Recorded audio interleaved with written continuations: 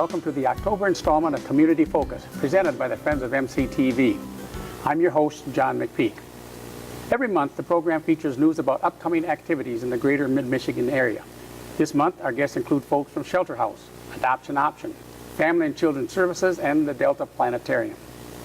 Joining us today to lead off our program are Janine Outerkirk, the Executive Director of Shelterhouse, and Kim Bruce, the Director of Client and Community Advocacy. Welcome to Community Focus. Thanks for having us. Janine, would you give us a brief overview of what Shelterhouse is and what you do? Shelterhouse was established in 1976, and our mission is to support victims of domestic and sexual violence by providing shelter, advocacy, and counseling for people in Midland and Gladwin counties. Now that seems like a simple mission, but it's not so simple in reality. A lot of people know us as a shelter, but only 20% of our clients ever live with us. And so most of our work is done out in the community, in counseling, in those kinds of things. We serve about 1,000 people a year, so the bulk of the people that we serve are out in the community and providing those services off-site or through our counseling services. Now, in the pre-interview, we talked about the Domestic Violence Awareness Month. Now, what's Shelterhouse doing to increase awareness locally for that? Well, this year we're going to do a Great Lakes Bay region focus. So we're partnering with Underground Railroad in Saginaw, Bay Area Women's Center in Bay City, and Women's Aid out of Mount Pleasant. And we have several things going on. The first one is October 3rd. In Midland, we're going to be at the Law Enforcement Center at about 3 o'clock, and we're going to have a proclamation of that it's Domestic Violence Awareness Month and bringing that awareness to our community. You will be able to see the times on Facebook of all the areas, so Saginaw Bay and Mount Pleasant will be also, if you're in that area and want to go to support them. So that'll be the first thing that's happening. Then on October 24th, we're having a trivia night out at Northwood University. So that's just going to be a night of trivia, food, and fun for the students. I'm going to weave in some questions about domestic violence and sexual assault as well. Not exclusively that, but just here and there. So it's going to be a lot of fun for the students and creating awareness about the issue. And then on October 26th, we're going to have a vigil for the whole Great Lakes Bay region at the Freeland Sports Zone. That's at 6 o'clock. So that is going to be a night to celebrate survivors, a night when people can tell their stories, a night when we can talk about domestic violence and bring it out of the shadows and out into the awareness in the community. So there's about an hour long, and it's going to be chocolate, music, and just a night to have fun and be together with people. The proclamation you mentioned, that is a proclamation by the mayor or by the governor, or is it just a general proclamation as would be even nationwide at that time? They're having a proclamation about the month. It is all of the above.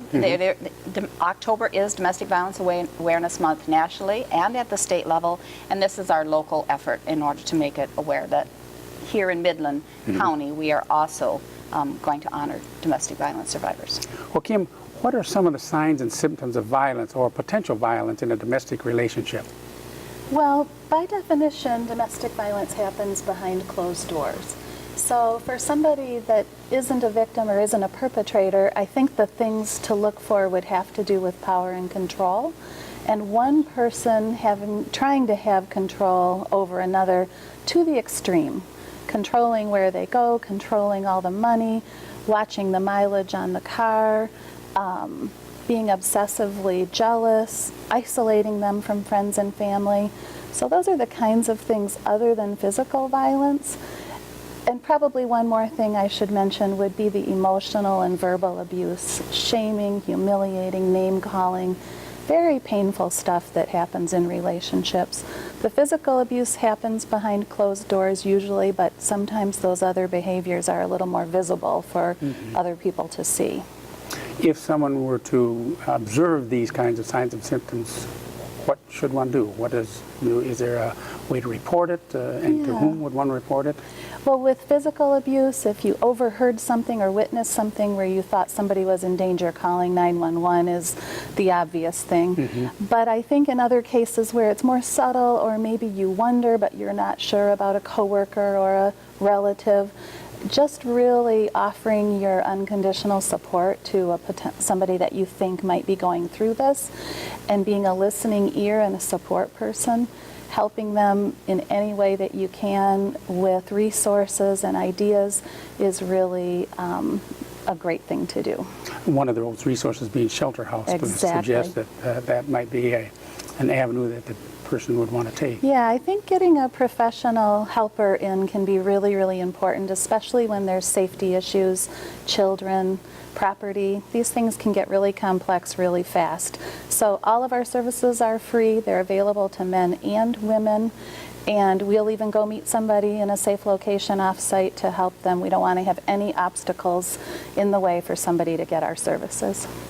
Well, now, what's the best way to contact Shelterhouse to get more information about anything we've talked about today, about domestic violence, signs, symptoms, how to report? Our crisis hotline is 989-835-6771, and it's staffed 24 hours a day, 7 days a week. Always somebody there to talk to. More and more people are finding us through our Facebook page or our website, so we get emails and other electronic contacts. Any of those ways are good ways to get connected to us, and we'll respond. Well, Janine, Kim, thank you for appearing on Community Focus, bringing Thank us you. that timely information on Domestic Violence Awareness Month, which is recognized annually in October. Our next guest is from Adoption Option with information on their fundraiser, Jambalaya and Jazz.